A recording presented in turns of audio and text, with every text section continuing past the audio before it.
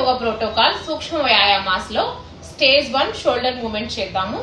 కాలు 2 దగ్గరగా ఉంచాలి. బాడీ అంతా కూడా స్ట్రైట్ గా ఉండాలి. 2 చేతులు శరీరాన్ని తాకుతూ పక్కనే ఉండాలి.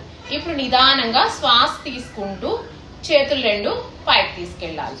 Slowly breathing. శ్వాస తీసుకుంటూ ఫార్మ్స్ ఫేసింగ్ అవుట్వర్డ్.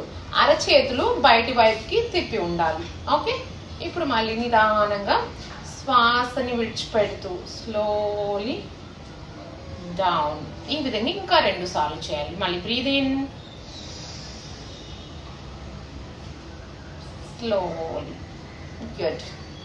మళ్ళీ శ్వాసని విడిచిపెడుతూ నిదానంగా నిదానంగా హ్యాండ్స్ని డౌన్ చేయాలి. మళ్ళీ ఇంకొకసారి చేద్దాము.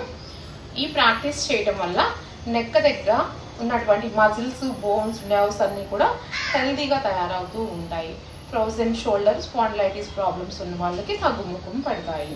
ఓకే, ఇలాంటి కామన్ యోగా ప్రోటోకాల్ వీడియోస్ని చూడడానికి, రెగ్యులర్గా ప్రాక్టీస్ చేయడానికి మా ఛానల్ వెంటనే సబ్స్క్రైబ్ చేయండి, లైక్ చేయండి. Thank you for watching.